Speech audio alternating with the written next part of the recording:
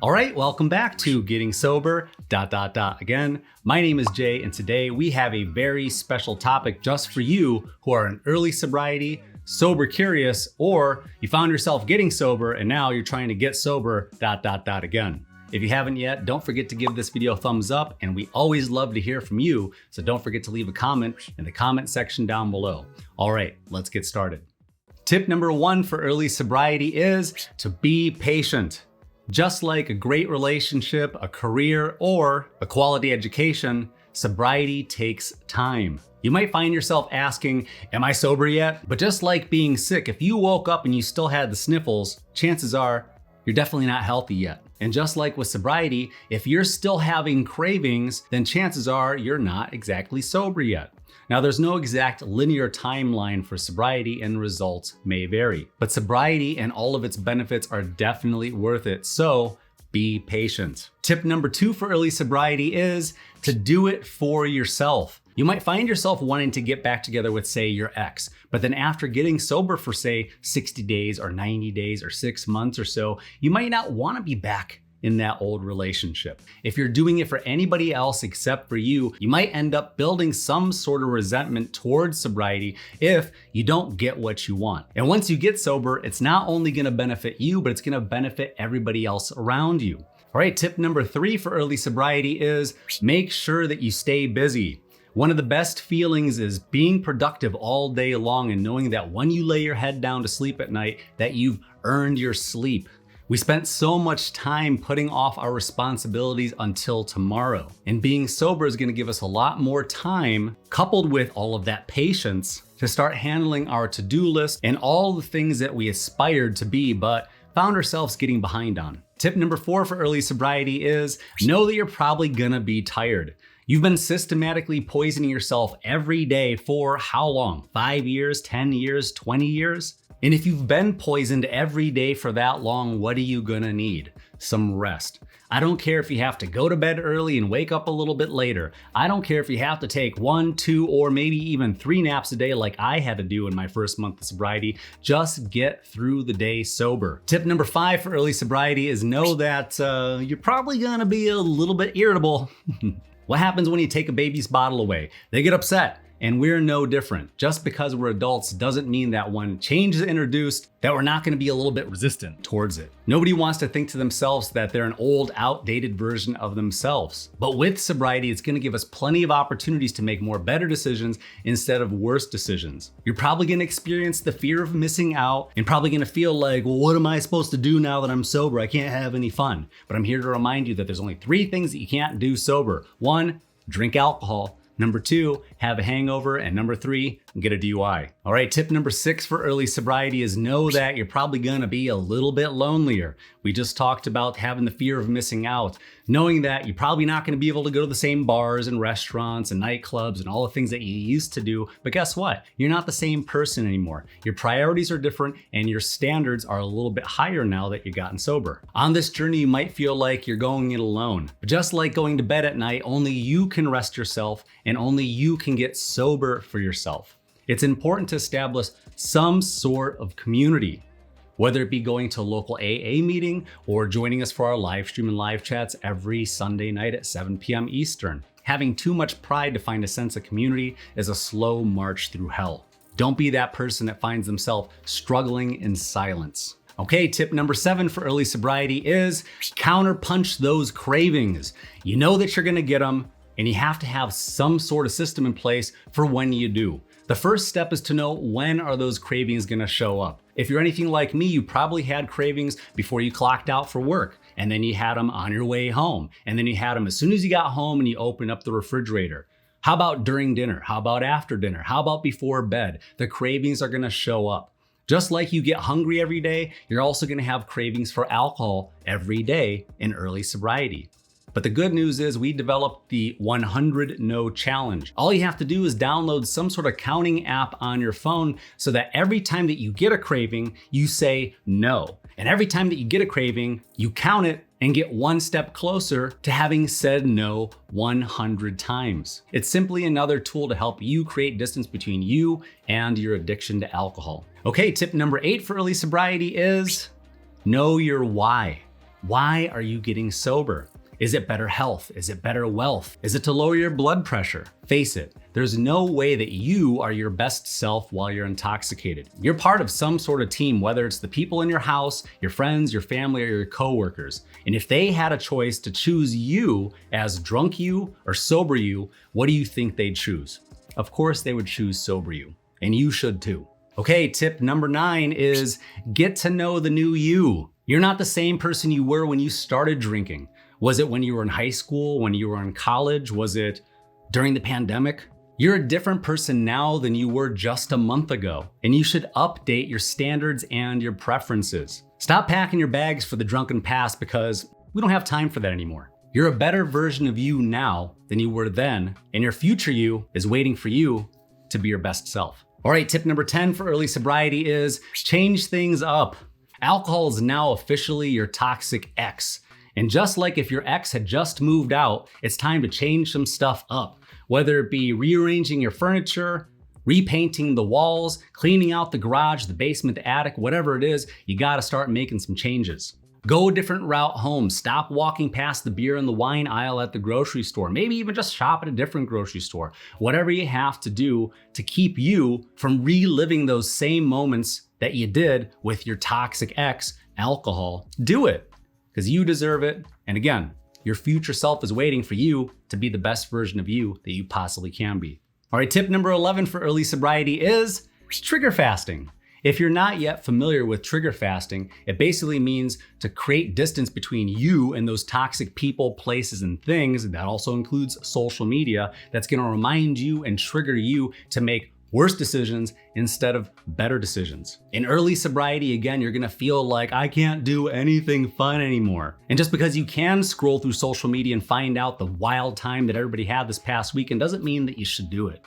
Think of it this way. If you broke your leg, it needs time to heal, and your sobriety is no different. You're gonna need a couple of months before you feel like you could stand up on your own 2 sober feet and start walking again. And you definitely need to walk again before you can run again. And you need to be able to do both of those things before you can even entertain the idea of revisiting those same people and places and things that kept you addicted to alcohol in the first place. All right, tip number 12 for early sobriety is improve your diet. You are what you eat, and your body has been poisoned for a long time. Don't you think that your body needs some better building blocks to repair and recover all of the damage that you've done? Did you know that consuming processed foods is associated with anxiety and depression? And if I had to guess, 2 of the reasons why you're here wanting to get sober in the first place is to decrease your anxiety and to decrease your levels of depression. Okay, tip number 13 for early sobriety is beware of addiction jumping. A lot of people will quit alcohol and then get a huge sugar craving and then start eating a bunch of junk food. Whether it be caffeine, tobacco, vaping, whatever it is, you need to be aware of the fact that your body is still gonna be chasing the same high that it got from alcohol. Okay, tip number 14 in early sobriety is exercise. Don't forget to get some form of exercise, whether it be walking around your neighborhood at night, going to a gym, hiring a personal trainer, taking some fitness classes. You gotta get your blood flowing. The best way that you can get a natural high is by exercise. And for those of you in early sobriety that are going to develop a sweet tooth, you're gonna need some way to burn off those excess calories. Think of exercise this way. It's investing into the future version of yourself that you wanna have and that you deserve to have. A lot of us suffer from anxiety and depression, and one of the best ways to combat anxiety and depression and to feel good almost instantly is to exercise.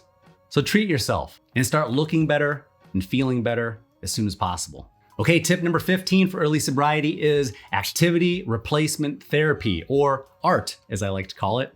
In early sobriety, you're gonna have a lot of things that remind you of your toxic ex-alcohol. You used to do pretty much everything while drinking, didn't you? I know, me too. And all those activities that you used to do and probably still love are also going to be triggers for you to maybe want to start drinking again. And while we're still practicing our discipline, we're going to be probably pretty bad at it. And we're also going to be weak and unable to fend off all of these temptations and cravings as they're happening in real time. And speaking of new activities, we always recommend to sign up for therapy if you're going to start your sobriety journey. Talking to your friends and your family is one thing, but a lot of us also found ourselves sitting down at the bar and having another drunk person or a bartender be our personal therapist. For the same amount of money or less than you were spending at your local bar, liquor store, or grocery store, you can get the help that you need from a professional by probably the end of the week. Check out the first link in the video description down below to sign up for online therapy and meet with a professional from the comfort of your own home 2 times a week and have unlimited messaging during your times of need. Okay, tip number 16 for early sobriety is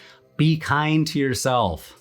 I know a lot of you are really hard on yourself. Raise your hand if you're always hard on yourself. I know, me too, right? Somewhere in there is that inner child that believed that you were gonna be an awesome person doing awesome things. And I'm here to tell you that it's not too late. It doesn't matter if you're 30, 40, 50, 60, or 70. As long as you're still alive and kicking, there's always hope. There's somebody out there that you can help and you can inspire. And it only takes being just a couple of steps ahead of somebody else to lead them in the right direction. Okay, tip number 17 for early sobriety is be informed. Be informed of what alcohol has done to you mentally, physically, spiritually, emotionally, and financially. Be honest with yourself and ask yourself, how much money was I spending on alcohol and alcohol-related expenses when I was drinking?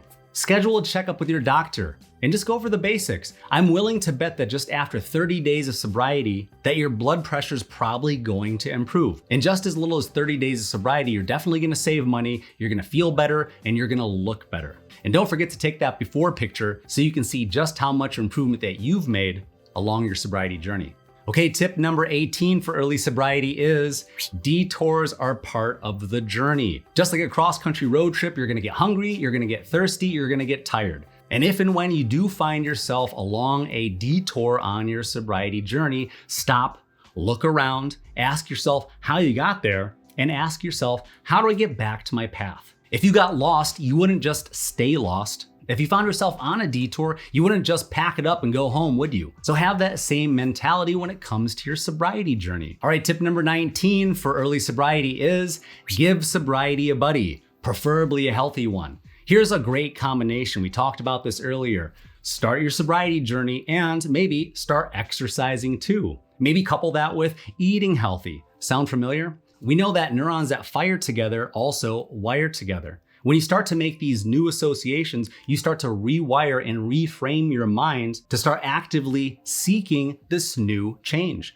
The 21-90 rule states that it takes about 21 days to develop a new habit, and it takes about 90 days for that to become a more permanent lifestyle change. So, in as little as 3 weeks, you could be well on your way to living a better life. All right, tip number 20 is you have to put in the effort. Just like school, a relationship, or a career, you have to show up every single day. One of the things that we're not good at in early sobriety is being consistent. But again, I want to remind you that we are practicing our sobriety journey. And practice makes what? Progress. Remember, be kind to yourself. Don't be so hard on yourself. And remember too that your best is always changing. You're definitely going to start to surprise yourself when you find out just how much you're capable of and you start removing those mental limitations of what you thought was previously possible. Okay, tip number 21 is to manage your unrealistic sobriety expectations. Just because you got sober for 24 hours doesn't mean that your relationships are gonna be better. It doesn't mean that your credit score is gonna improve. So don't start thinking that sobriety is gonna start solving everything. What sobriety is gonna do is gonna start giving you more time in the day to make more better decisions instead of worse decisions. And again, slow change adds up. And lastly, tip number 22 is prepare for your sobriety journey. Just like any journey, including a cross-country road trip, you wouldn't just throw your shoes on, walk out the door, get in your car, and take off. You definitely want to save up some money, plan some time off work, put some gas in the tank, know where you're gonna stop along the way, and know what obstacles are gonna be along that journey. And if you're unsure how to prepare for your sobriety journey, guess what? We have a video for that. And if you haven't yet, don't forget to leave this video a thumbs up, and we always love hearing from you, so don't forget to leave us a comment. And with that, I want to wish you good luck on your sobriety journey, and we will see you in the next video.